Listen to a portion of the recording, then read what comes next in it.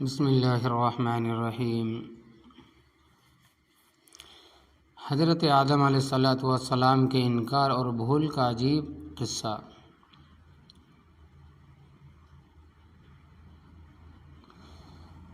امام ترمذی نے اپنے سنن میں حضرت ابو ہریرہ رضی اللہ تعالیٰ عنہ سے روایت کیا ہے کہ نبی کریم صلی اللہ علیہ وسلم نے فرمایا کہ جب اللہ تبارک و تعالیٰ نے حضرت آدم علیہ السلام کو پیدا فرمایا تو ان کی پشت پر ہاتھ پھیرا، جس کے نتیجے میں وہ تمام انسانی جانیں جنہیں اللہ تبارک و تعالیٰ نے قیامت تک پیدا کرنا مقرر فرما دیا تھا نکل پڑی، اور ہر انسان کی آنکھوں کے سامنے روشنی کا ایک ہالہ یا چمک سی تھی۔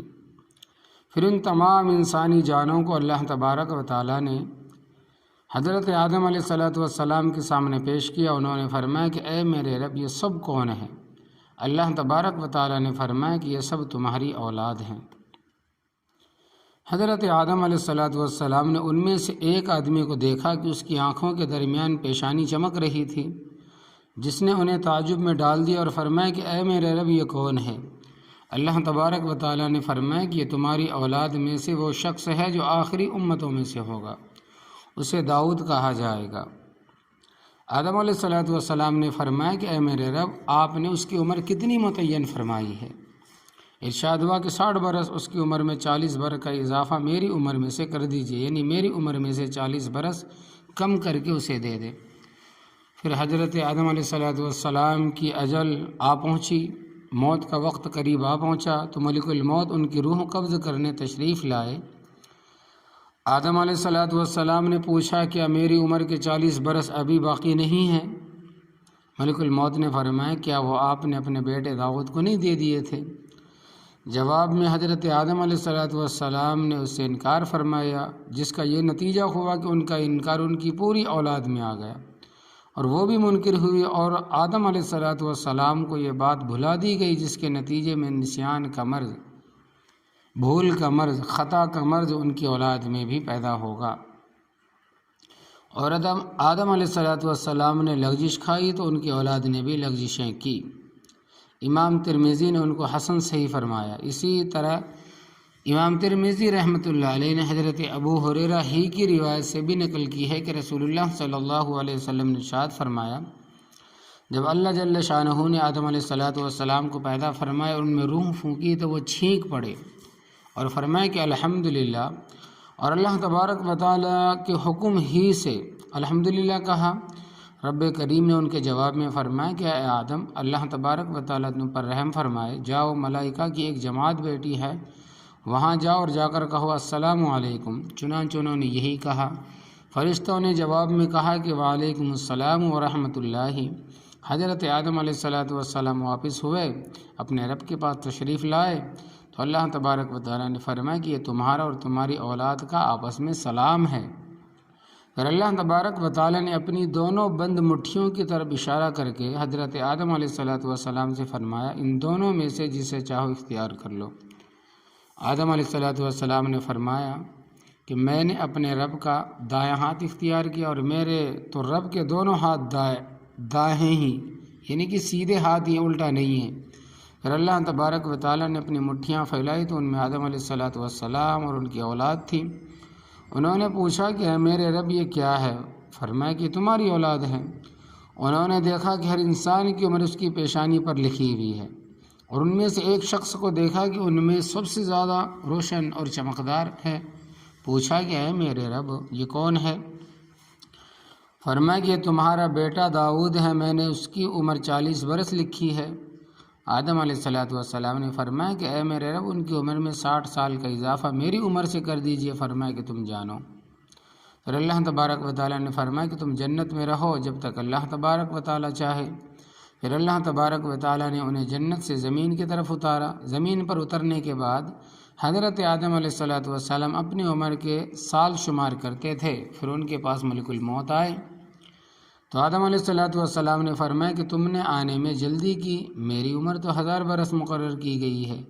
ملک الموت نے کہا کہ بالکل کیوں نہیں، البتہ آپ نے اپنے بیٹے داؤد کو اپنی عمر میں سے 60 برس دینے دیے تھے۔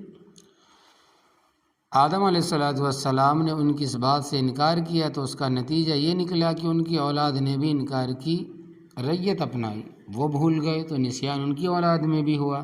اسی دن سے حکم ہوا کہ معاملات کو لکھ لیا جائے اور گواہ مقرر کر لیے جائیں تاکہ بعد میں انکار کی نوبت نہ آئے۔ تخریج الحدیث رواہ ترمذی التفسیر باب من سورہ اعراف تشریح الحدیث۔ حضرت آدم علیہ السلام کو اللہ تبارک و تعالیٰ نے کامل اور درست طریقے سے تخلیق فرمایا۔ ایسا نہیں کہ جیسا بعض لوگوں کا نظریہ ہے کہ انسانی ارتقائی سفر طے کرتے کرتے اس موجودہ مرحلہ تک پہنچا ہے، پہلے اس شکل میں نہیں تھا، جیسا کہ بعض مغربی دانشوروں مثلاً ڈران وغیرہ کی یہی رائے ہے کہ پہلے انسان ابتدا بندر کی شکل میں تھا، پھر آہستہ آہستہ تدریجی مراحل سے گزرتا ارتقاء کا سفر طے کرتے کرتے جب موجودہ انسانی شکل تک پہنچا ہے، تو یہ نظر سراسر غیر اسلامی اور باطل ہے، حقیقت کے خلاف اور تمام آسمانی شرائع کی تعلیمات سے الگ ہے۔ اللہ تبارک و تعالیٰ نے ابتدا ہی سے انسان کو مکمل، عاقل، متکلم، باشعور، صحیح و غلط، حق و باطل، نیک و بد میں تمیز کرنے والا اور ہر کہی جانے والی بات کو سمجھنے والا اور دریافت طلب بات کا مناسب جواب دینے والا بنایا ہے۔ جب اللہ تبارک و تعالیٰ نے آدم علیہ السلام کو بنایا اور ان میں روح پھونکی تو اس کے نتیجے میں انہیں چھینک آئی، جس پر انہوں نے اللہ تبارک و تعالیٰ کا شکر ادا کیا تو اللہ تبارک و تعالیٰ نے فرمایا کہ اے آدم تم پر اللہ رحم فرمائے۔ یہ جملہ تو خود اللہ تبارک و تعالیٰ فرما رہے، لیکن چونکہ تعلیم مقصود ہے لہٰذا یوں نہیں فرمایا کہ میں تم پر رحم کروں گا، بطور تعلیم کا ارشاد فرمائے کہ اللہ تم پر رحم فرمائے تاکہ آئندہ کے لیے ہر چھینکنے والے کے الحمدللہ کے جواب میں یہی جملہ کہا جائے۔ پھر ان سے کہا کہ وہ ملائکہ کے ایک اجتماع کی طرف چلے۔ آدم علیہ السلام نے ملائکہ کے مجمع کو سلام کیا تو انہوں نے اس سے زیادہ بہتر جواب دیا۔ آدم علیہ السلام چلتے پھرتے، سنتے اور گفتگو کرتے تھے، چھینک وغیرہ بھی جو بشری ضروریات میں سے انہیں آتی تھی، عاقلانہ کلام کرتے، ہر بات کو اچھی طرح سمجھتے تھے۔ اس حدیث میں جو بات قابل غور ہے وہ یہ ہے کہ اللہ تبارک و تعالیٰ نے اپنے بندے آدم کے ساتھ کیسی رعایت فرمائی۔ جب آدم علیہ السلام نے چھینکنے کے بعد الحمدللہ کہا تو اللہ تبارک و تعالیٰ نے فرمایا کہ اے آدم تم پر اللہ رحم فرمائے، اور جس پر اس کا رب رحم فرما دے تو اسے اس کی حفاظت، اس کی تکریم اور رعایت حاصل ہو گئی۔ اور اللہ تبارک و تعالیٰ اپنے گنہگار بندے کی توبہ کو قبول فرماتا ہے جب کہ وہ اس کی طرف پھر جائے اور اس کی جانب اپنا رخ پھیر لے۔ اللہ جل شانہ ہماری تقصیرات کو معاف فرما دے اور ہمیں اپنے ایمان و یقین کی قوت عطا فرمائے، آمین، اور ہمارے دشمن شیطان کو ہم سے دور فرمائے، آمین۔ اللہ جل شانہ نے آدم علیہ السلام اور ان کی اولاد و ذریت کے لیے جنت میں یہ امر مشروع فرمایا کہ جب چھینک آئے تو اللہ تبارک و تعالیٰ کی تعریف کرتے ہوئے الحمدللہ کہیں، اور جب چھینکنے والا الحمدللہ کہے تو سننے والا تشمیت کرے یعنی یرحمک اللہ کہے۔ ان کے لیے اور ان کی اولاد ذریت کے لیے باہمی میل ملاپ کی دعا سلام مقرر فرمایا۔ اسی طرح حدیث میں ہمارے رسول اللہ صلی اللہ علیہ وسلم نے بتایا کہ ہمارے رب نے حضرت آدم علیہ السلام کی پشت پر ہاتھ جیسا بھی اس کی شان کے لائق ہے پھیرا تو ان کی پشت میں سے ان کی تمام اولاد جو قیامت تک پیدا ہونے والی ہے نکل پڑی، اور اللہ رب العالمین نے اس ساری مخلوقات کو دائیں مٹھی میں بند کر لیا، اور اللہ رب العالمین کے دونوں ہی ہاتھ دائیں ہیں یعنی سیدھے ہاتھ ہے۔ پھر جب اس بند مٹھی کو کھولا تو اس میں آدم علیہ السلام اور ان کی تمام آنے والی اولاد تھی۔ جب حضرت آدم علیہ السلام نے اپنے بعد پیدا ہونے والی مخلوق کو دیکھا تو انہیں ہر ایک کی آنکھوں کے درمیان ایک نور روشنی دکھائی دی، یعنی کہ ان کے پیشانیوں پر ان کی عمریں بھی لکھی ہوئی دکھائی دی، اور ان میں سے ایک شخص کو دیکھا کہ اس کا نور بہت ہی اچھا ہے۔ انہوں نے اس کے متعلق پوچھا تو بتلایا گیا کہ وہ بھی ان کی اولاد میں سے ایک ہیں جو آخری امت میں سے ہوں گے، اور ان کا نام داؤد ہے۔ ان کی عمر 60 برس ہے، ایک روایت میں 40 برس کا ذکر ہے، لیکن صحیح پہلی ہی روایت ہے۔ آدم کو داؤد کی عمر کم لگی تو انہوں نے اپنے رب سے مطالبہ کیا ان کی عمر میں اضافہ فرمائے۔ اللہ تبارک و تعالیٰ نے فرمایا کہ ہماری طرف سے جو عمر مقرر کر دی گئی ہے وہی ہوگی، اس میں اضافہ نہیں ہو سکتا۔ تو حضرت آدم علیہ السلام نے اپنی عمر میں سے 40 برس داؤد کو ہبہ کر دیے، تحفے میں دیے، تاکہ ان کی عمر کے 100 برس مکمل ہو جائے۔ حدیث سے یہ بات ظاہر ہوتی ہے کہ اللہ تبارک و تعالیٰ نے حضرت آدم علیہ السلام کو ان کی مقرر عمر بتلا دی تھی، وہ 1000 برس زندہ رہیں گے۔ چنانچہ جب ان کی عمر کے 960 برس گزر گئے تو ملک الموت کی روح قبض کرنے آئے، ملک الموت ان کی روح قبض کرنے آئے تو حضرت آدم علیہ السلام نے ان کو پر اعتراض کیا اور اپنی مقرر عمر سے قبل روح قبض کیے جانے پر ناگواری کا اظہار فرمایا۔ اس سے ظاہر ہوتا ہے کہ حضرت آدم علیہ السلام اپنی عمر کے ماہ و سال شمار کرتے تھے۔ جب انہوں نے اس پر اعتراض کیا تو ملک الموت نے انہیں یاد دلایا۔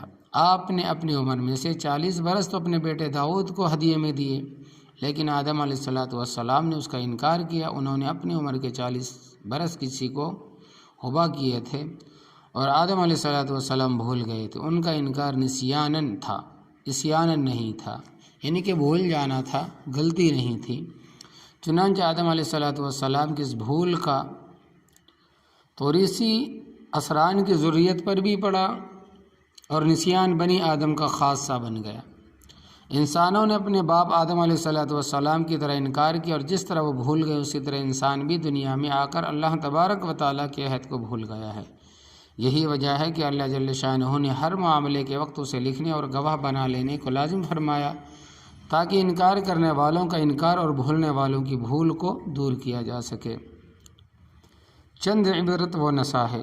حدیث میں سب سے پہلا فائدہ تو یہ حاصل ہوا کہ انسان کی تخلیق کے متعلق جو غیر اسلامی اور غیر فطری نظریات مغربی دانشوروں کی جانب سے لوگوں کے ذہنوں میں بٹھائے گئے کہ انسان سب سے پہلے اور ابتدائی تخلیق ایسی نہیں تھی جیسے اب ہے، بلکہ ابتدا انسان ایک جانور تھا بندر کی شکل کا، پھر رفتہ رفتہ اس نے ارتقائی سفر طے کیا اور تہذیب کے مختلف مراحل سے گزر کر اپنی اس موجودہ شکل تک پہنچا۔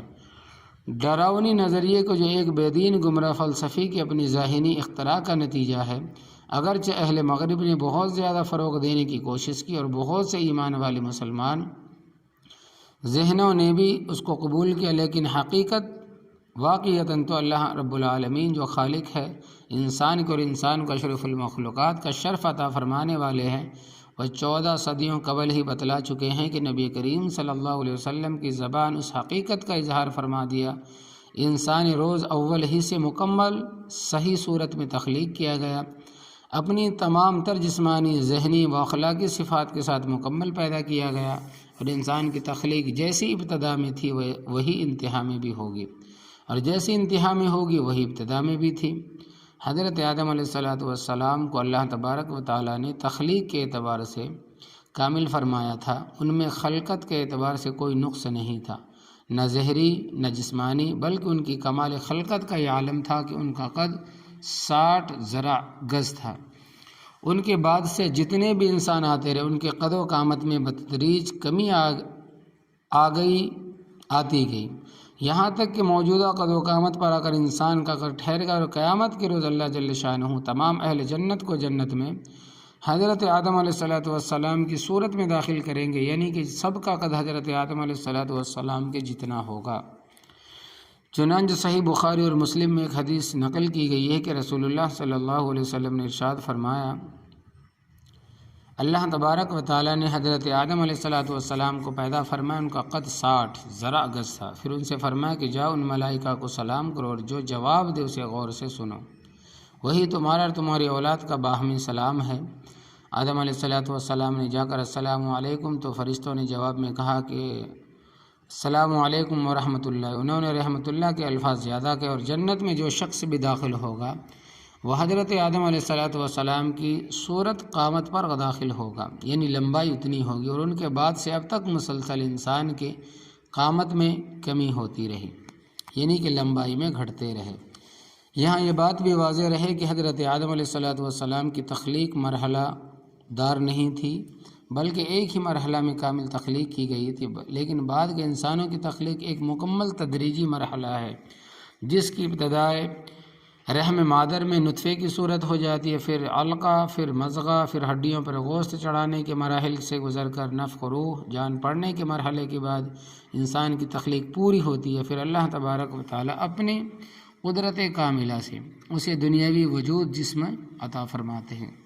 حدیث بالا سے دوسری بات معلوم ہوئی کہ انسانی خصوصیات خواہ وہ مزاجی ہو یا جسمانی یا ذہنی، ان سب کا تعلق موروثی طور پر حضرت آدم علیہ السلام سے ہی ہے، مثلا نسیان اور انکار وغیرہ، اور اپنے فائدے کے لیے بات کو رد کر دینا، جیسے حضرت آدم علیہ السلام نے عمر کی تکمیل کے لیے اپنی ہبہ کی ہوئی عمر یعنی ہدیہ کی ہوئی عمر کا انکار کیا، اگرچہ ان کا یہ انکار عصیاناً اور نافرمانی پر مبنی نہیں بلکہ انہیں بھول گیا تھا۔ بہرکیف انسانی خاص و مزاج حضرت آدم علیہ السلام ہی سے موروثی طور پر منتقل ہوتا رہا ہے۔ تیسری بات یہ معلوم ہوئی کہ باہمی میل ملاقات کے وقت سلام کرنا، چھینکنے پر الحمدللہ کہنا، اس کا جواب یرحمک اللہ کہنا وغیرہ ایسی باتیں ہیں جو اسلام کے ساتھ مخصوص نہیں بلکہ تمام ادیان و شرائع میں مشترک ہے، کیونکہ یہ ہمارے باپ آدم علیہ السلام کی میراث میں سے ہے۔ حدیث سے ایمان بالقدر بھی ثابت ہوتا ہے کہ اللہ علیم و خبیر ہے، ہر ذی روح کی عمر مقرر فرما دیا، اعضاء میں اور کوئی اس سے زائد زندگی نہیں پا سکتا۔ اللہ تبارک و تعالیٰ کے لیے اعضاء کا ثبوت بھی حدیث سے ہوتا ہے، کیونکہ حدیث میں اللہ جل شانہ کی دائیں ہاتھ کا ذکر ہے، لیکن اللہ جل شانہ کا یہ اعضاء انسان اور دیگر مخلوقات کے اعضاء کی طرح ماضی نہ ہوں گے، کیونکہ وہ ماضی سے پاک ہے اور جسم کا محتاج نہیں، وہ تو نور ہے، اور نور اعراض میں سے ہے۔ اعراض وہ ہوتے ہیں جنہیں جسم کی حاجت نہیں ہوتی، لہذا اس کے اعضاء مادی نہیں ہیں، بلکہ لیکن پھر بھی کیسے ہوں تو کوئی نہیں جانتا کہ وہ کیسے ہیں، بس کمال ہو یعلق بشانہ ہو، جیسے اس کی شان عالی کے مناسب ہوں، یہ یقین رکھنا ضروری ہے۔ اہل سنت والجماعت کا عقیدہ یہی کہ احادیث آثار میں جہاں کہیں اللہ جل جلالہ کے اعضاء مثلا ہاتھ، پاؤں، انگلیوں وغیرہ کا ذکر ہے تو ان سے مادی اعضاء مراد نہیں، وہ اعضاء اللہ کی شان کے مطابق ہوں گی جن کی کیفیت کمیت کو کوئی نہیں جانتا، نہ انکار کرنا جائز ہے، جیسے بعض لوگوں نے ان احادیث کا ہی انکار کر دیا، گویا تکیف اللہ کے اعضاء کی ظاہری صورت متعین کرنا جائز نہیں، تعطیل ان کے حدیث کو مطال مانا جائے، ان پر یقین نہ رکھا جائے۔ اسی طرح اللہ تبارک و تعالیٰ کے نبی داؤد علیہ السلام کی عظمت کا بھی حدیث سے اظہار ہوتا ہے، اور ان کے ایمان کے عظیم ہونے کا بھی، جس پر ان کی پیشانی کا قوی اور واضح نور دلالت کرتا ہے۔ اس کے علاوہ حدیث سے ایک فائدہ یہ حاصل ہوا، عمر کے سال اور حساب شمار کرنا جائز ہے، کیونکہ حضرت آدم علیہ السلام نے اپنی عمر کے سالوں کا حساب کر رکھا تھا۔ معاملات لین دین میں تحریر اور گواہی کا اہتمام بھی حدیث مبارکہ سے ثابت ہے، قرآن کریم میں بھی اس کو اہتمام سے بیان کیا گیا، چنانچہ شریعت اسلامیہ کا حکم یہی ہے کہ باہمی تنازعات اور ناگواری سے بچنے کے لیے کسی بھی معاملہ کے وقت کتاب و شہود، تحریر اور گواہوں کا اہتمام کرنا چاہیے۔ انسانی فطرت و جبلت میں نسیان، بھولنا، انکار کرنا شامل ہے، جس میں آدم علیہ السلام کی تمام اولاد مشترک ہے، اور اسلامی شریعت کے اس حکم کو آج پوری دنیا میں نہ صرف یہ کہ تسلیم کیا گیا ہے بلکہ پوری دنیا میں اسی پر عمل ہو رہا ہے۔ اگرچہ سائنس اور ٹیکنالوجی کے اس ترقی یافتہ دور میں آدم علیہ السلام کی اولاد نے دھوکہ دہی، جال سازی، لوٹ مار کے نت نئے طریقے ایجاد کر لیے، لیکن معاملات میں کتابت و شہود کی اہمیت روز اول ہی کی طرح آج بھی مسلم ہے، باقی ہے۔ تو یہ ہے حضرت آدم علیہ السلام کے واقعات ایمان افروز واقعہ۔